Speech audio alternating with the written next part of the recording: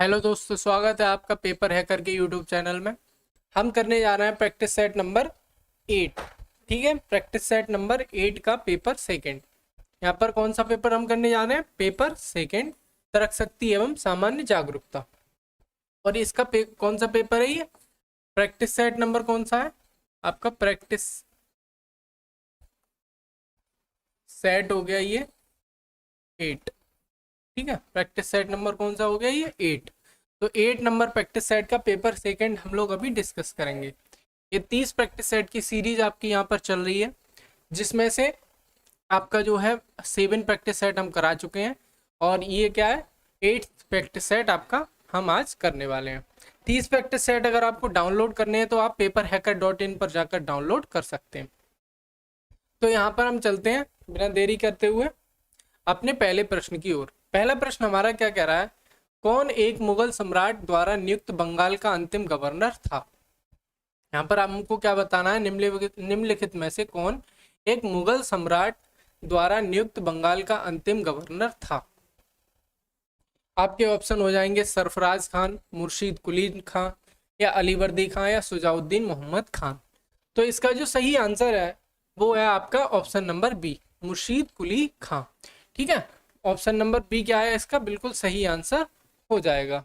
आपको अगर पूछता है कि मुर्शीद कुली खां जो है वो किसके द्वारा जो है गवर्नर बनाए गए, तो वो आपको बताना है फर्रुखशियर। ठीक है, किसके द्वारा बनाए गए? फर्रुखशियर।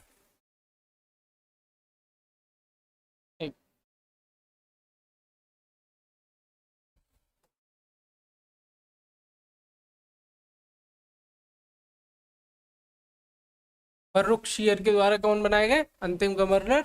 मुर्शीद कुली खां। यानी कि आपका ऑप्शन नंबर बी का हो जाएगा बिल्कुल राइट आंसर, यहाँ से हो जाएगा। नेक्स्ट प्रश्न, सेकंड नंबर प्रश्न क्या कह रहा है? निम्नलिखित में से कौन एक जवाहरलाल नेहरू का जीवनीकार है? यहाँ पर हमें बताना है कि जवाहरलाल नेहरू जो थे उनका जीवनीकार कौन है। तो इसका जो सही आंसर हो जाएगा वो हो जाएगा आपका फ्रैंक मोरेश।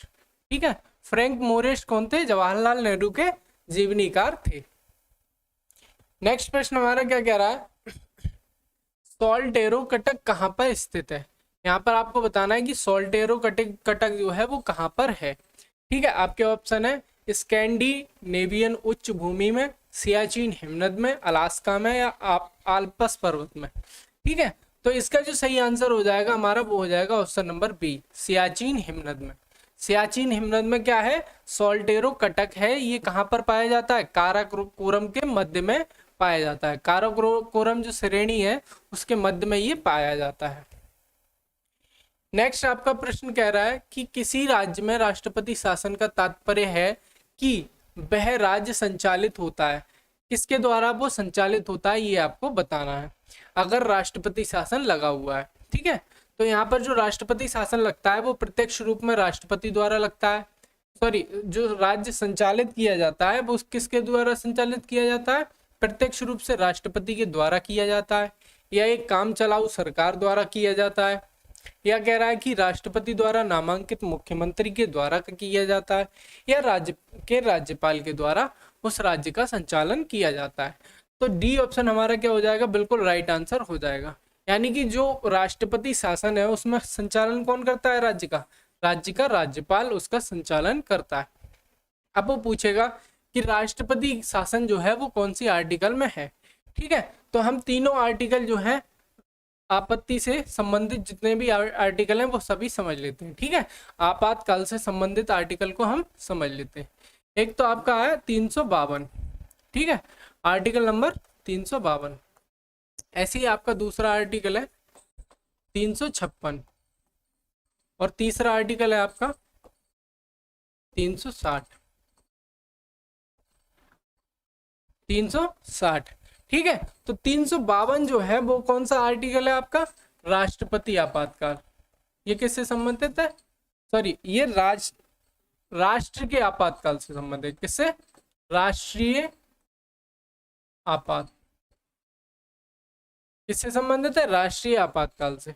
ऐसे ही ये जो 356 है ये किससे संबंधित है? राष्ट्रपति शासन या राष्ट्रपति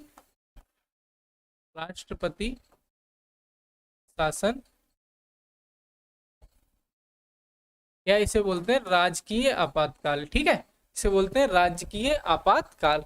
जो चौथा है, तीसरा है आपका 360, इसे कहते हैं वित्तीय आपात। कौन सा आपात? वित्तीय आपातकाल।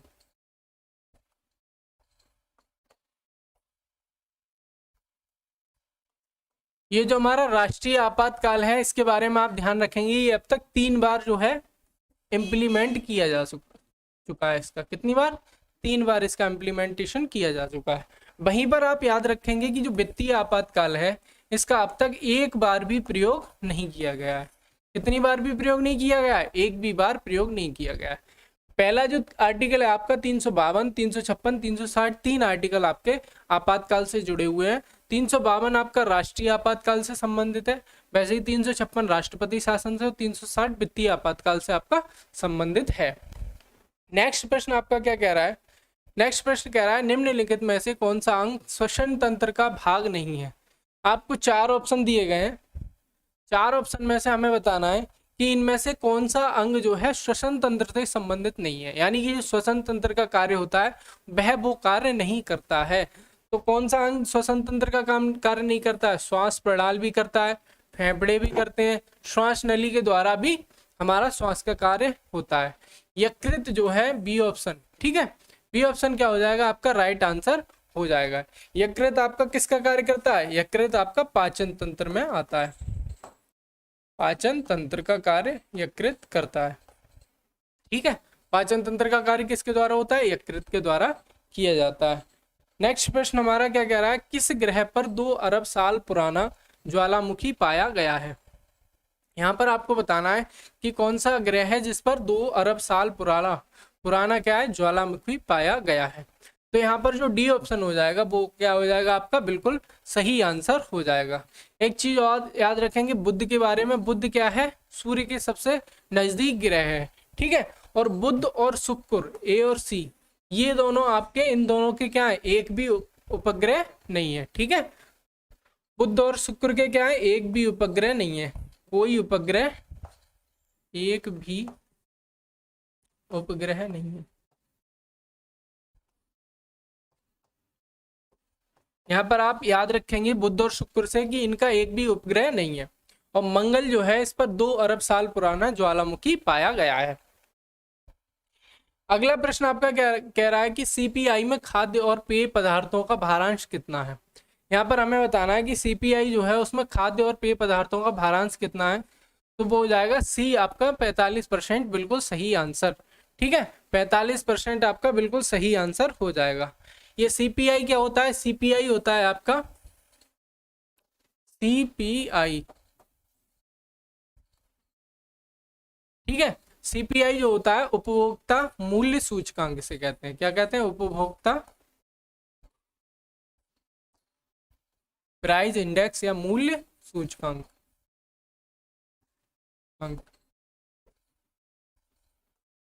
अंग्रेजी में से कहते हैं कंज्यूमर प्राइस इंडेक्स। ठीक है, कंज्यूमर प्राइस इंडेक्स। ये क्या करता है? खाने पीने की, उपभोक्ता की जो चीजें हैं उनके जो मूल्य का आकलन करता है। जो बढ़त घटत उनमें होती है, ठीक है, उसका क्या करता है? आकलन करता है। यानी कि जो उपयोग की जाने वाली वस्तुएं होती हैं उनका, उनके सेवा के मूल्य का जो है उनमें जो चेंज आता है उसका आकलन क्या करता है? सीपीआई के द्वारा किया जाता है। ठीक है, नेक्स्ट प्रश्न आपका क्या कह रहा है? MICR का पूरा नाम आपको बताना है। MICR का पूरा नाम आपको बताना है कि MICR का पूरा नाम क्या है। ठीक है, यहाँ पर जो MICR है, MICR है, इसका पूरा नाम क्या है? तो इसका पूरा नाम हो जाएगा आपका मैग्नेटिक इंक करेक्टर रिकॉग्निशन। ठीक है, इसका पूरा नाम क्या हो जाएगा आपका? Magnetic ink character recognition. ठीक है, MICR का पूरा नाम क्या हो जाएगा? Magnetic ink character recognition. यहाँ पर जो 8 नंबर क्वेश्चन था आपका वो क्या हो जाएगा?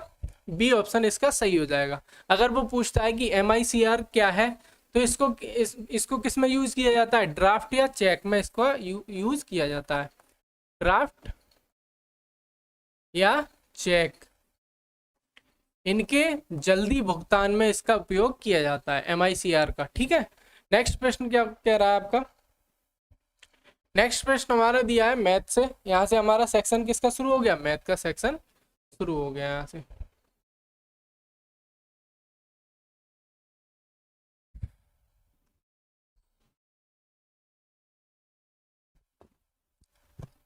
इस प्रश्न को यहाँ से हम कैसे सॉल्व करेंगे, ठीक है, इसे देखते हैं। यहाँ पर एक चीज आप थोड़ा सा करेक्शन कर लें, यहाँ पर 3x है नीचे, 3x। आपको एक चीज पता होगी कि गुणा में घातें क्या होती हैं, जुड़ जाती हैं, गुणा में घातें जुड़ जाती हैं, ठीक है। तो यहाँ पर जो ऊपर लिखी हुई है स्टेप, उसे क्या है हम लिख लेते हैं। यहाँ पर 3 की पावर 2 माइनस एक्स दिया हुआ है। ऐसे ही यहाँ पर कितना दिया हुआ है, 9 की पावर 2x माइनस 2। तो 9 को मैं लिख सकता हूँ 3 की पावर 2, लिख सकता हूँ या नहीं, क्योंकि 3 तिया 9 होता है। 3 की पावर 2 को ऐसे ही तो लिखेंगे हम, 3 तिया 9। और यहाँ पर इसे क्या लिख सकते हैं, 3 की पावर 1 और 1 2। यहाँ पर इसको 3 की पावर 2 लिख लेंगे। अब बाहर ब्रैकेट में क्या दिया हुआ है, 2x माइनस 2। ये कितनी थी, घात हो गई। ये किस में आ जाएगी, गुणा में इसके आ जाएगी। अपॉन में आपका दिया हुआ है 3 की पावर 3x। यहाँ तक ठीक है, यहाँ तक सब कुछ ठीक है। अब हम क्या करेंगे, आपको पता है गुणा में घातें जुड़ जाती हैं, ठीक है। तो यहाँ पर हम नीचे 3 लिख देंगे। अब गुणा में घातें जोड़ लेते हैं। यहाँ पर क्या दिया है, 2 माइनस एक्स, अब प्लस जुड़ जाएंगी और 2 की गुणा यहाँ अंदर कर लेते हैं, तो ये 4x आ जाएगा। ऐसे ही इस 2 की गुणा अंदर करेंगे तो ये 4 आ जाएगा। यहाँ तक कोई दिक्कत। नीचे आपका दिया हुआ है 3 की पावर 3x, यहाँ तक आपको कोई दिक्कत नहीं होगी। अब इसको सॉल्व कर लेते हैं।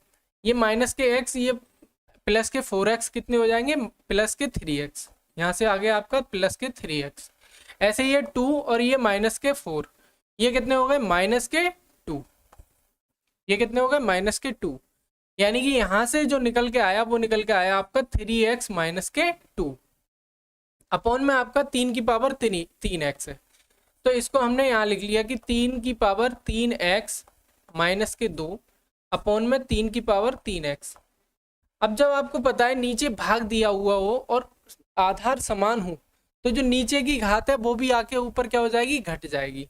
नीचे की जो घात है उसे नीचे की घात को ऊपर लाके हम घटा देंगे। तो ये हम लिख सकते हैं 3 की पावर 3x माइनस 2 पहले से था, माइनस के 3x हम इसे लिख सकते हैं।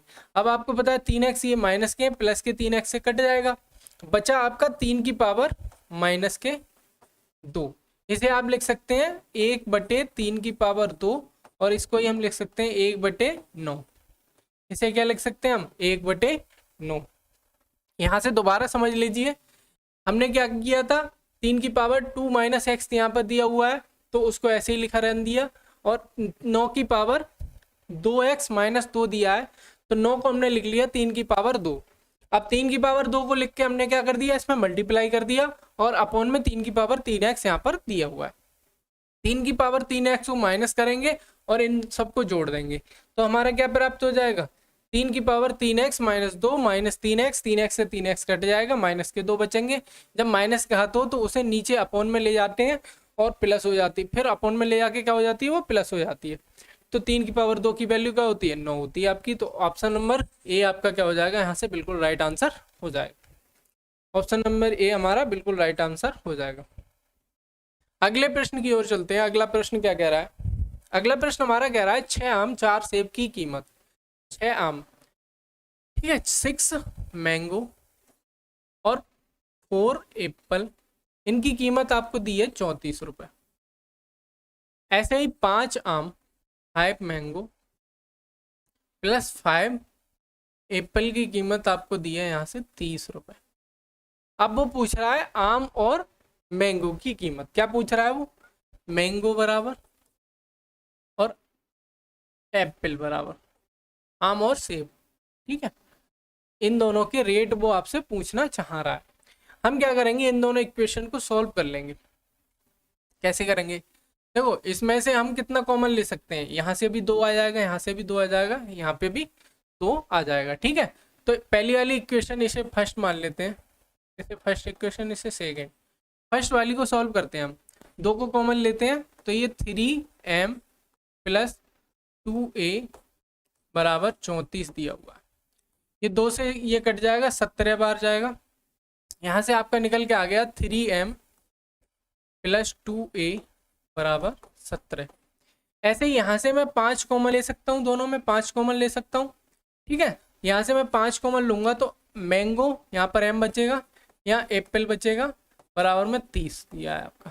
तो ये कितना हो जाएगा, 5 6 30, यानी कि एप्पल और मैंगो बराबर आपका आ गया 6। ठीक है, यहाँ तक आपको कोई दिक्कत नहीं होगी। यहाँ से हमने 2 कॉमन ले लिया, यहाँ से हमने 5 कॉमन ले लिया। हमारी इक्वेशन 1 बन गई, मैंगो + एप्पल बराबर 6, और यहाँ पर 3 मैंगो और 2 एप्पल बराबर 17। अब हमको इस और इसको सॉल्व करना है। ठीक है, ये 3 नंबर मान लो आप, ये 4 नंबर, ये 3 और 4 को हमें सॉल्व करके क्या लाना है, हमको पता करना है आम और सेब की कीमत। हमें आम और सेब की कीमत यहाँ से पता करनी है। तो मैं क्या करूँगा, इसमें m और a दिया हुआ है, इसमें 3 की मल्टीप्लाई कर लेते हैं हम। 3 मैंगो, ऐसे ही 3 एप्पल, 3a बराबर आपका हो जाएगा 18, बराबर आपका कितना हो जाएगा 18। इन दोनों को हम घटाएंगे, इन दोनों को हम क्या करेंगे, घटाएंगे। तो m से m कट गया, ये माइनस का a आएगा, बराबर कितना आएगा -1, यानी कि a बराबर आपका आ गया यहाँ से 1। अब यहाँ पे आपको एक इक्वेशन दी गई है, मैंगो + एप्पल बराबर 6, मैंगो + एप्पल बराबर 6।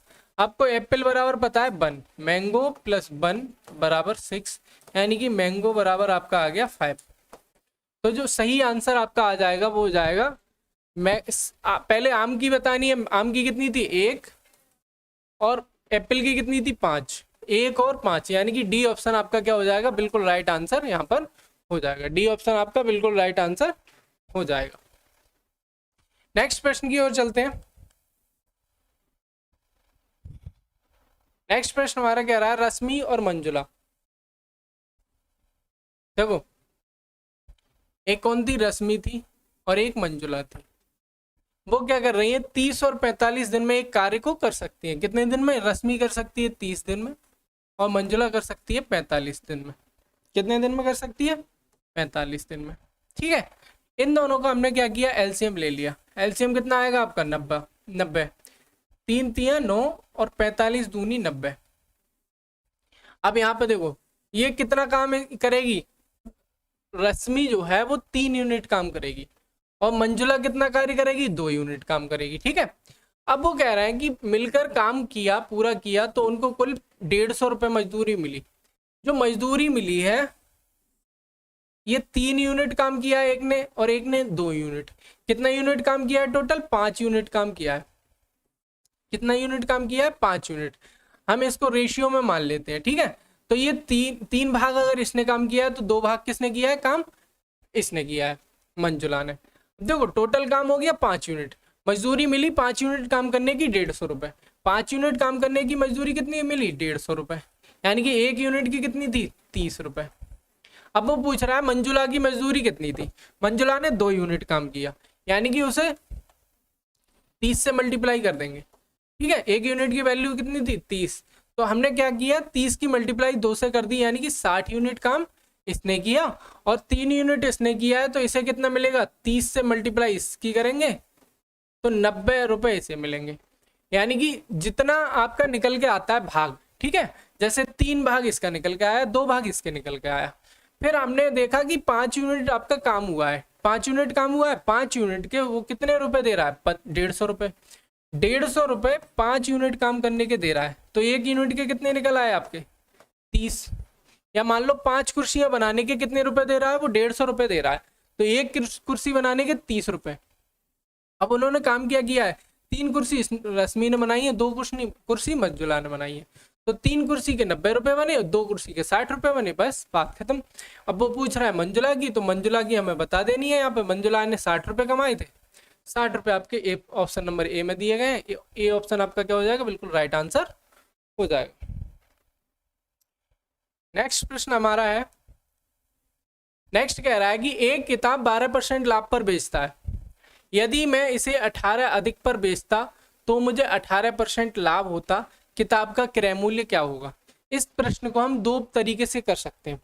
देखो पहला तरीका तो ये है, एक किताब को 12% लाभ पर बेचता हूँ, मैं एक किताब को 12% लाभ पर बेचता हूँ, यदि मैं इसे 18% अधिक पर बेचता तो मुझे 18% लाभ मिलता। कितना लाभ मिलता मुझे? 18% लाभ मिलता। देखो कोई चीज 100% होती है, 100% होती है। अब वो क्या कर रहा है, 100% उसकी कीमत थी यानी कि क्रय मूल्य था, वो 12% लाभ पे बेच रहा है यानी कि 112% पे बेच रहा होगा। अब वो क्या कह रहा है, इसे 18 अधिक पर बेचता है। कितने पे बेचता है? 18 अधिक पर बेचता है। तो उसे लाभ कितना हो रहा है? 118। 18% अधिक लाभ होता है तो 100% में 18% जोड़ देंगे, 118 का लाभ हो रहा है। लेकिन पहले वो 112 में बेच रहा था, अब वो 118 में बेच रहा है। वो कह रहा है 18 रुपए अधिक में बेचता हूं मैं।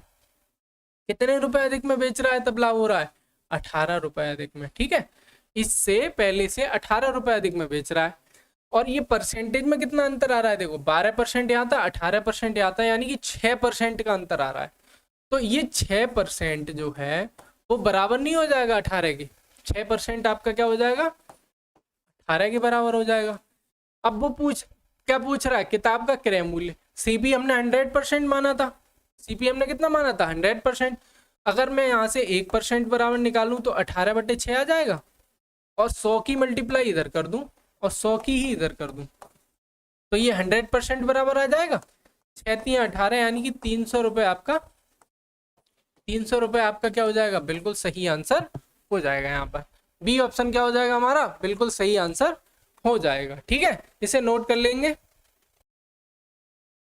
यहां से हम इसे दूसरे तरीके से देखेंगे, इसको आप नोट करना चाहे नोट कर लें। ठीक है, दूसरा तरीका क्या है? देखो 12% लाभ पर अगर कोई व्यक्ति किसी चीज को बेच रहा था, कितने पर? मान लो 12%, तो कितने पर बेच रहा था वो? 112% पर। अब वो क्या कह रहा है, यदि मैं इसे 18 अधिक में बेचूं, इसमें क्या कर रहा है वो? 18 रुपए की जोड़ रहा है। एक्स का 112% पे पहले बेच रहा था, अब उसने क्या किया? 18 रुपए की उसमें वृद्धि कर दी, तब उसे कितना लाभ हो रहा है? तब उसे एक्स का 118% लाभ हो रहा है।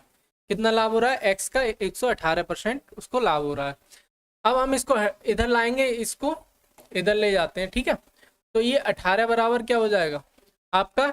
एक्स का 6%, क्योंकि 118 में से 100 एक्स इंटू 112 घटाएंगे तो हमारा क्या बचेगा? एक्स का 6%। ठीक है, तो यहाँ से एक्स बराबर क्या हो जाएगा आपका? 18/6 और गुणा 100, ये 300 आपका यहाँ से बिल्कुल सही आंसर एक्स बराबर आ जाएगा। इस तरीके से भी आप इसको कर सकते हैं। नेक्स्ट प्रश्न हमारा क्या कह रहा है? वो कह रहा है कि 16 घड़ियों का विक्रय मूल्य 20 घड़ियों को क्रय मूल्य के बराबर है। क्या है? 16 घड़ियों का विक्रय मूल्य। देखो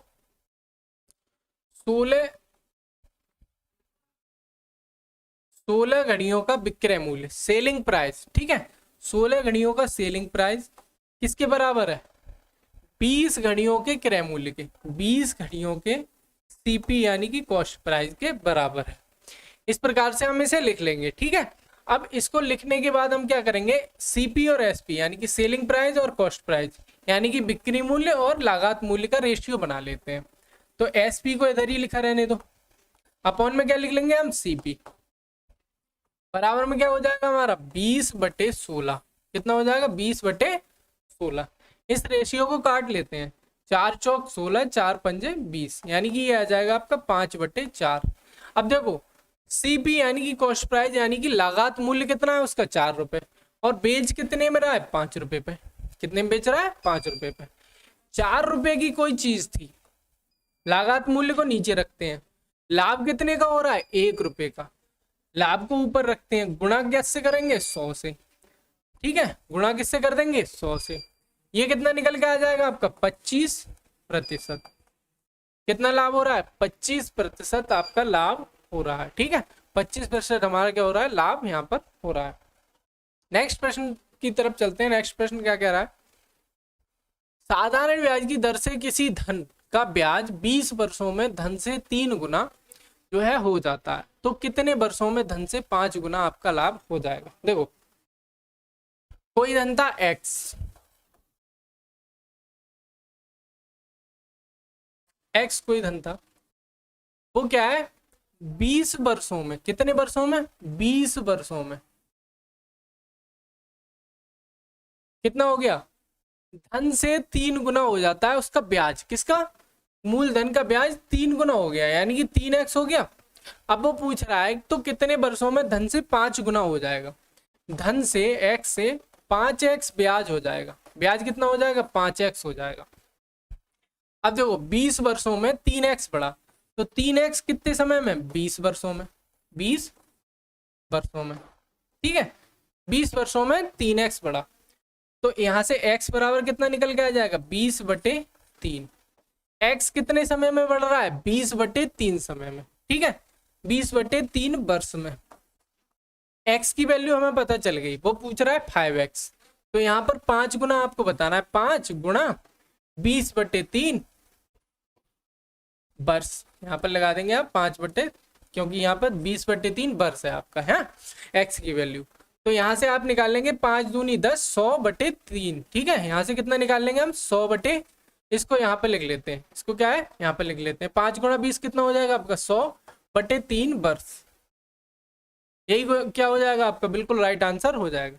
इसको और सॉल्व करेंगे तो क्या लिख सकते हैं इसे 33 सही 1/3 वर्ष, यानी कि ये जो धन है वो 33 सही 1/3 वर्ष में जो है 5 गुना हो जाएगा। दोबारा समझ लेते हैं एक बार, कोई धन था x, उसको 3 जो है 20 वर्षों में 3 गुना क्या हो गया उसका ब्याज हो गया, ठीक है मिश्र धन नहीं है ये, उसका ब्याज बढ़ा है 3x, तो हमने देखा 3x कितने समय में बढ़ रहा है 20 वर्ष में, तो हमने यहाँ से निकाल लिया x कितना बढ़ रहा है 20/3 वर्ष में।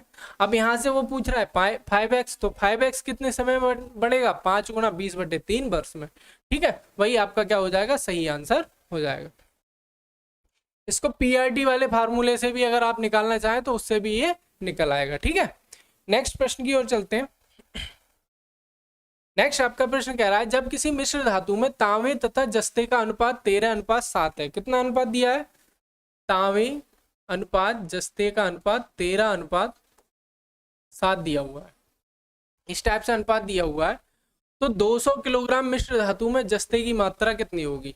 देखो 200 किलोग्राम मिश्र धातु में कितना था तांबा और जस्ते का अनुपात 13:7 होगा, इस अनुपात को हम टोटल मान कर लेते हैं, यानी कि ये कितना होगा टोटल 20 होगा, ठीक है टोटल 20 होगा।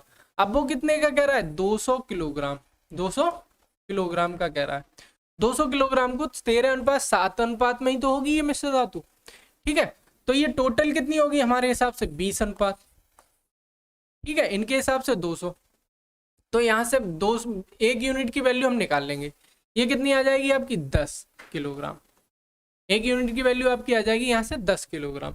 अब वो जिससे पूछे उसकी 10 से गुणा कर देंगे हम, मिश्र धातु में जस्ते की पूछ रहा है वो, ठीक है तो जस्ता इसमें कितना है 7 में हम गुणा कितने की करेंगे 10 की, तो 70 क्या निकल आएगा आपका 70 किलोग्राम हमारी जस्ते की मात्रा निकल आएगी, क्योंकि उसने डिवाइड किया है इसको 13:7 में, जब अनुपात में दिया हुआ हो तो टोटल अनुपात का निकाल के कुल मात्रा के उसे बराबर रख देते हैं, ठीक है 20 यहाँ से 20 यूनिट बराबर क्या हो गया हमारा 200, 1 यूनिट बराबर कितना निकल के आ गया 200/20, यहाँ से 20 210 निकल के आ गया। अब 10 1 यूनिट की वैल्यू आप 13 से गुणा करेंगे तो आपको तांबे की वैल्यू पता चल जाएगी, और जस्ते से 7 से गुणा करेंगे तो आपको जस्ते की वैल्यू पता चल जाएगी। अगला प्रश्न हमारा क्या कह रहा है, अगला जो प्रश्न हमारा ये क्या कह रहा है कि इसमें हमने क्या किया मान बदल दिया है, ठीक है इसमें इन्होंने मान बदल दिया है, और मान बदलने के बाद इस समीकरण का जो है आंसर पूछ रहा है वो, इसको सॉल्व करने की कोशिश करते हैं। देखो 8 माइनस का अर्थ क्या है यहाँ पर सीधे रखो, माइनस का अर्थ प्लस, सीधे क्वेश्चन को सॉल्व करते जाओ और मान रखते जाओ। उसके बाद कितना दिया है 12, 12 के बाद प्लस दिया है तो प्लस का मान क्या है, प्लस का अर्थ है भाग, भाग है। उसके बाद 4, गुणा का अर्थ क्या है आपका, गुणा का अर्थ यहाँ से हो जाएगा हमारा, गुणा का अर्थ माइनस, गुणा का अर्थ माइनस हो गया 3, और भाग का अर्थ आपका क्या दिया है, भाग का अर्थ गुणा है, यहाँ पर गुणा का चिन्ह बट और 3 का चिन्ह और 3, ठीक है ये आपकी समीकरण आ गई। इसे हम सॉल्व कर लेंगे, कैसे करेंगे, देखो 8 प्लस 12/4 माइनस 3 3 9, ये कितना आ जाएगा 9, 4 तियाँ 12, और ये कितना आ गया 8, 8 में से 9 गया, कितना बचा माइनस के 1, 3 माइनस 1 हो गया, यहाँ से 2, ये आपका आंसर आ गया। ठीक है, 2 आपका क्या आ जाएगा, सही आंसर सी ऑप्शन हो जाएगा। ठीक है, नेक्स्ट प्रश्न की ओर चलते हैं। इस टाइप के क्वेश्चन को आप समय इसमें बिल्कुल भी बर्बाद नहीं करेंगे। इसमें क्या करेंगे आप, बिल्कुल भी समय बर्बाद नहीं करेंगे। इसमें सीधे जाएंगे लास्ट में। लास्ट में क्या लिखा है, इसमें लिखा है कौन सा एक जानवर नहीं है। इसमें क्या लिखा है, कौन सा एक जानवर नहीं है। अब हम सीधे जाएंगे कि इसमें जानवर कौन सा नहीं है, चटाई नहीं है। ठीक है, अब वो कह रहा है चटाई को क्या कहा है उसने, चटाई को वो गाय कह रहा है। चटाई अगर गाय है तो चटाई का नाम क्या रख दिया उसने, गाय। तो गाय क्या है, चटाई।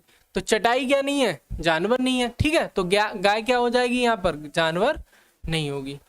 देखो इन्होंने क्या किया है, कुत्ता को बिल्ली रख दिया है, बिल्ली को चूहा नाम रख दिया है, इन्होंने नाम परिवर्तित किया है। उसी प्रकार से चटाई को गाय रख दिया है। ठीक है, चटाई का नाम गाय रख दिया है, तो गाय एक्चुअल में है क्या, चटाई। और चटाई क्या नहीं है, जानवर नहीं है। ठीक है, चटाई जानवर नहीं है। ठीक है, तो इसका ऑप्शन हो जाएगा आपका डी ऑप्शन, बिल्कुल राइट आंसर हो जाएगा। इसमें उत्तरोत्तर श्रेणी में आपको अगला पद बताना है। इस श्रेणी में आपको अगला पद बताना है। अगला पद यहाँ पे क्या हो जाएगा, जैसे 10 है, फिर 100 हो गए, फिर 200, फिर 310। ये किस प्रकार से बढ़ रहे हैं। अगर मैं 10 की 10 से गुणा करूं तो कितना आएगा, 100 आएगा। ठीक है, फिर 100 की अगर मैं 10 से गुणा करूं तो 1000 आना चाहिए, लेकिन यहाँ पे कितना आ रहा है, 200 आ रहा है। यानी कि ये वाली तो हमारी गलत हो जाएगी, ये वाला तरीका हमारा गलत हो जाएगा। अब देखो 100 में 10 में मैं 90 जोड़ता हूँ तो कितना आएगा, 100 आ जाएगा। ऐसे ही 100 में अगर मैं फिर से 90 जोड़ूं तो 190 आ जाएगा, ये भी हमारा गलत हो गया। ठीक है, तो इसमें अगर मैं 100 जोड़ूं तो ये 200 आ जाएगा। कितना आ जाएगा, 200 आ जाएगा। अगर मैं 100 में फिर 100 जोड़ूं यानी कि 10 ज़्यादा जोड़ूं पुराने वाले से, तो मेरा क्या है, अगला ऑप्शन मिल रहा है। फिर 200 में मुझे कितना जोड़ना चाहिए, पहले मैंने 90 जोड़ा, फिर 100 जोड़ा, अब कितना जोड़ना चाहिए, 110। ठीक है, तो मेरा कितना आया, 310। यानी कि नेक्स्ट ऑप्शन भी हमारा बिल्कुल सही है। तो अब मुझे 310 में कितना जोड़ना चाहिए, 310 दिया है। अब इसमें कितना जोड़ना चाहिए, पिछली बार 110 जोड़े थे, अब मुझे कितने जोड़ने, 120। यानी कि 420 क्या हो जाएगा आपका, बिल्कुल सही आंसर हो जाएगा। यानी डी सी ऑप्शन आपका बिल्कुल सही आंसर हो जाएगा। ठीक है, इसमें 90 को जोड़ा मैंने, इसमें 90 जोड़े, इसमें 100 जोड़े, फिर इसमें 100 के बाद 110 जोड़े, यहाँ पर हमने कितने जोड़े, 120। 120 जोड़ने के बाद क्या हो गया, 120 जब 310 में जोड़ेंगे तो 430 आएगा। ठीक है, डी ऑप्शन हमारा बिल्कुल सही आंसर हो जाएगा। डी ऑप्शन हमारा बिल्कुल सही आंसर आपका हो जाएगा। ये फिर से वही क्वेश्चन आ गया। ठीक है, फिर से वही क्वेश्चन आ गया। इसमें भी मैंने क्या बताया था, इसमें आपको समय बर्बाद बिल्कुल नहीं करना है, सीधे लास्ट में जाना है। हल्दी का रंग कैसा है, हल्दी कैसी होती है, हल्दी कैसी होती है, पीली। तो पीले को क्या लिखा है इन्होंने, पीले को काला लिखा है, पीले को काला लिखा जाता है। ठीक है, तो हल्दी कैसी हो जाएगी आपकी, काली। ठीक है, सी ऑप्शन हमारा बिल्कुल सही आंसर हो जाएगा। उसी प्रकार से नेक्स्ट प्रश्न कह रहा है, इसमें क्या कह रहा है, ड्यूरेबल को ये लिखा है उसने, क्या लिखा है, देखो यहाँ पर लिख लेते हैं, DURABLE।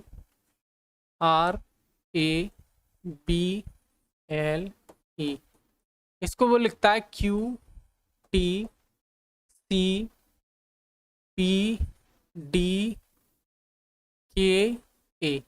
यही तो लिखा है।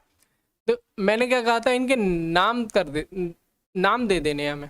ठीक है, तुरंत ही इसके नाम दे देने हैं, इसका अक्षर हमें दे देना है। देखो 4 नंबर पे ये आता है, 3 पर ये आता है, 20 पर ये आता है, ये 17 पर आता है, ये 21 पे आता है, ये 18 पे आता है, 1 2 12 5 1 11 4 2। तो यहाँ पर हमें एक चीज दिख रही है, देखो ये सीधे तो बहुत दूर हैं। ठीक है, यहाँ पर सीधे सीधे तो इसका कुछ बन नहीं रहा है। 4 से 17 हो रहा है, 21 से 20 हो रहा है, फिर 18 से 3 हो रहा है।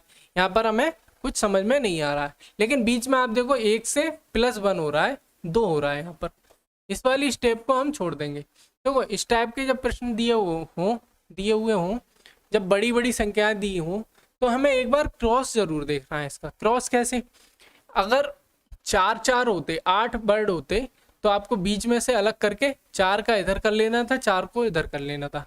अगर 4 नहीं है, अब जैसे मान लो 7 है इसमें, तो हमने बीच वाला अलग कर दिया, 3 इधर कर लिए, 3 इधर कर लिए। अब देखो इसका रिलेशन देखो और इसका देखो, देखते हैं। देखो ये C था, ये D हो गया, यानी कि ऊपर जा रहे हैं तो +1 हो रहा है। ऐसे ही ये Q था, ये R हो गया, इधर भी क्या हो गया, +1 हो गया।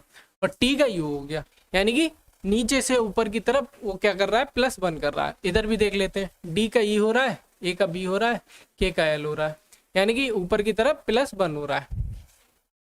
इससे एक कम ऊपर वाले से नीचे आएंगे, देखो B से A पर आएंगे तो एक कम होगा। अब वो दे रहा है, इसको कैसे लिखेंगे, ठीक है। तो इसको हम क्या करेंगे, वही बांट लेते हैं, 3 को इधर 3 को इधर, ठीक है, हमने बांट लिया। अब इसका जो ऑप्शन आएगा वो इधर आएगा और इसका इधर आएगा, ठीक है, और इसका बिल्कुल बीच में। O से -1 करेंगे, O कितने नंबर पे आता है, 15 नंबर पर। 15 -1 करेंगे तो कितना आएगा, 14।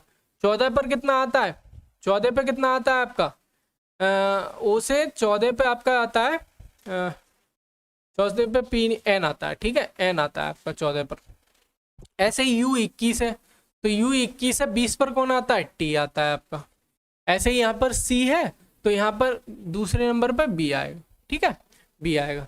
तो TNB देख लेंगे हम किस में दिया है, TNB इसमें भी है, इसमें भी है। ये दो ऑप्शन हमारे कट गए, ये दो ऑप्शन हमारे कट गए। अब बीच में तो कॉमन दे रखा है, O इसमें है, O इसमें है, तो बीच में O आ जाएगा।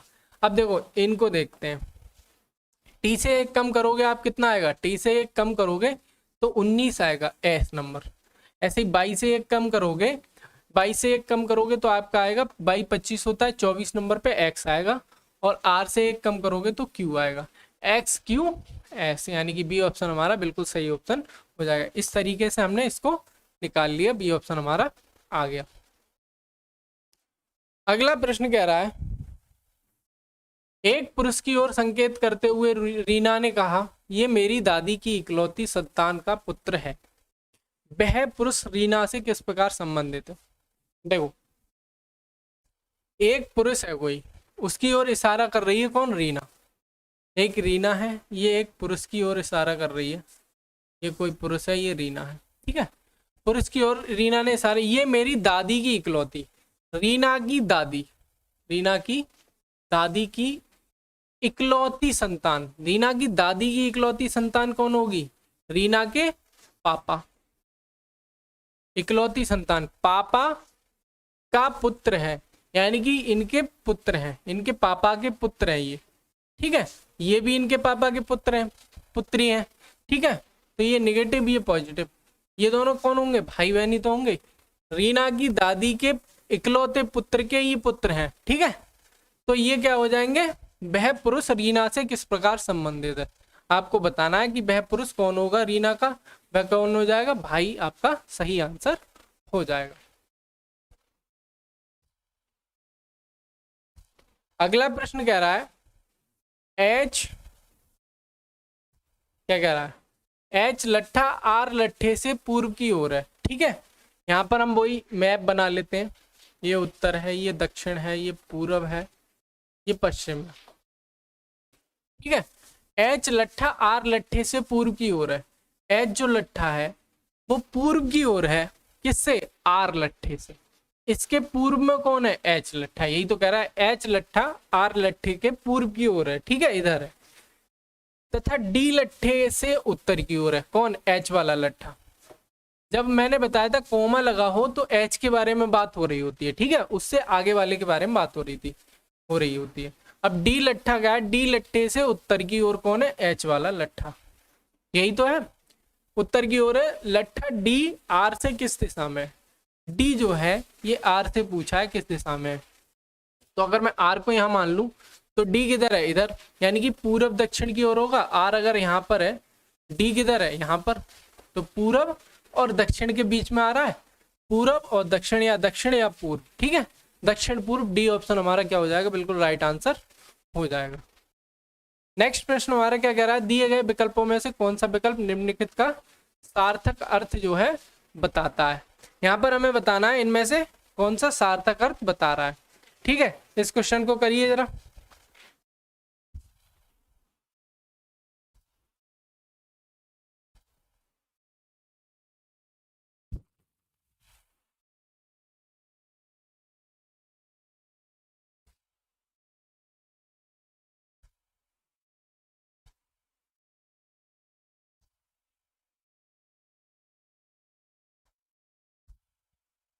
आया समझ में कुछ?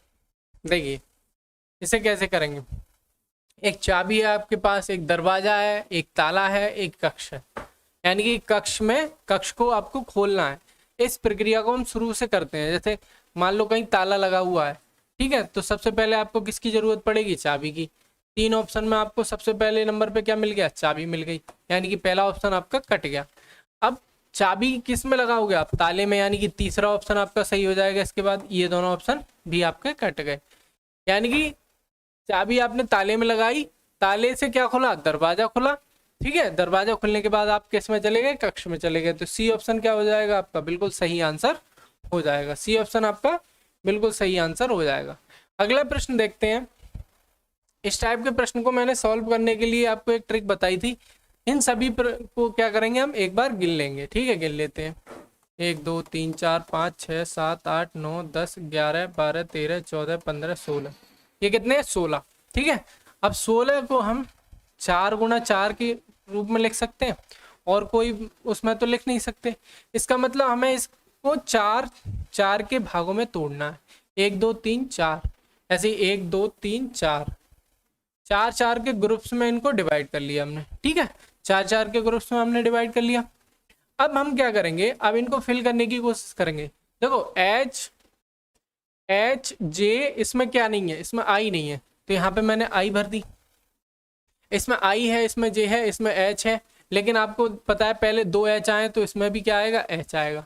एच आई जे एच, ये सीक्वेंस आ रहा है। एच आई जे एच, ऐसे ही एच आई जे एच, यही तो सीक्वेंस बनना है।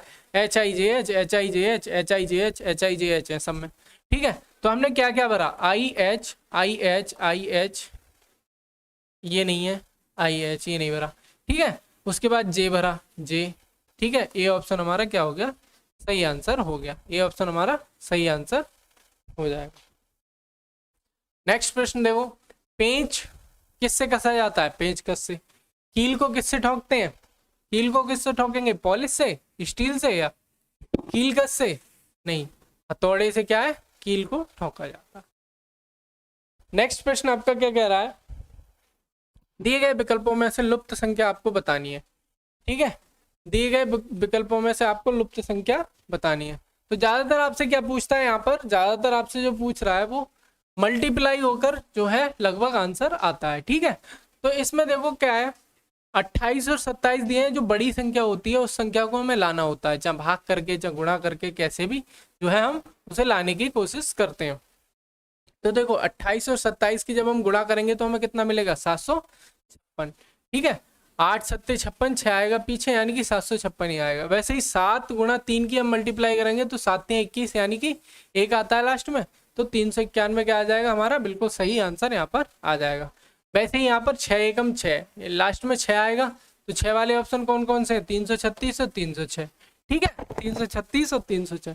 आपको देखना है कि इन दोनों में से कौन सा आंसर आपका सही हो जाएगा। ठीक है, तो हम देखते हैं इनमें से कौन सा आंसर हमारा सही हो जाएगा। 21 की गुणा 16 से कर लेते हैं। 16 एकम 16, 6 यहाँ से लगा 1, 16 दूनी 32 और 33, यानी कि 336 हमारा क्या आना चाहिए? यहाँ पर आंसर आना चाहिए। सी ऑप्शन हमारा बिल्कुल सही आंसर हो जाएगा।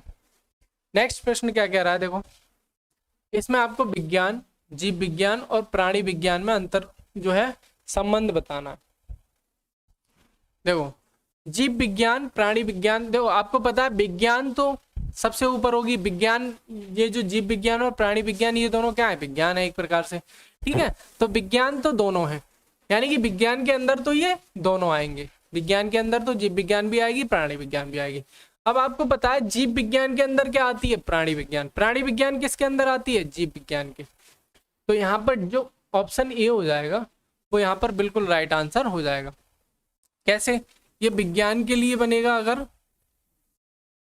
तो ये क्या किसका बनेगा? प्राणी विज्ञान का, और ये जीव विज्ञान का।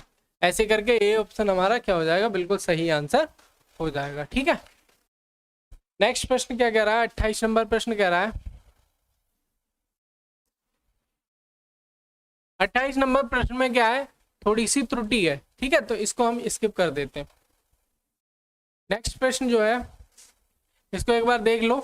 देखो ये दोनों घुंडी देखो आपस में इधर की तरफ है। इसमें अंदर की तरफ है, ऐसे ही इसमें बाहर की तरफ आ गई हैं, इसमें फिर से अंदर हो गई हैं, तो इसमें क्या आनी चाहिए, बाहर की तरफ आनी चाहिए थी बीच वाली कुंडी, ठीक है। लेकिन इसमें बाहर की तरफ वाला कोई सा ऑप्शन आपका सही नहीं है, इसलिए हमने ये क्या है स्किप कर दिया। नेक्स्ट प्रश्न की ओर चलते हैं, इसको आपको फिल करना है, इसको सीधे हम फिल करके देख लेते हैं। देखो ये ऐसे आएगा और ये भी पूरी है, तो इसको हम यहाँ तक बना दें, ये वाली आकृति आपकी आएगी, ठीक है। तो ये वाली आकृति आपकी ए ऑप्शन में ही दिखाई दे रही है, ठीक है, ए ऑप्शन में ही आपकी ये वाली आकृति दिखाई दे रही है, तो यहाँ पर ए ऑप्शन हमारा बिल्कुल सही ऑप्शन हो जाएगा। नेक्स्ट आपको कह रहा है निम्नलिखित विकल्पों में से उसे चुनिए जो अन्य 3 से भिन्न है, ठीक है। इसमें से आपको बताना है अन्य 3 से भिन्न, तो संतरा, आम, अनार और इलायची आपकी, संतरा, अनार, आम, ठीक है। इन तीनों से भिन्न क्या है आपकी, इलायची आपकी भिन्न हो जाएगी, क्योंकि इलायची फल नहीं है, ये तीनों क्या है, फल है, ठीक है। इलायची एक मसाला में आती है, ठीक है। तो ये तीनों आपके सही हो जाएंगे, डी ऑप्शन आपका बिल्कुल राइट आंसर हो जाएगा। यहाँ तक आपके 30 प्रश्न की श्रृंखला हमने पूरी कंप्लीट कर ली है, ठीक है। इसी तरीके से मिलते हैं हम अपने अगले प्रैक्टिस सेट में, और ये 30 प्रैक्टिस सेट की श्रृंखला रहने वाली है। आप अपना स्कोर हमें कमेंट बॉक्स में बताएं, और आप ये भी बताएं कि आपका जो है इसमें कौन सा सेक्शन आपको सही नहीं लगा, या आप इसमें हम क्या सुधार कर सकते हैं, ठीक है। धन्यवाद।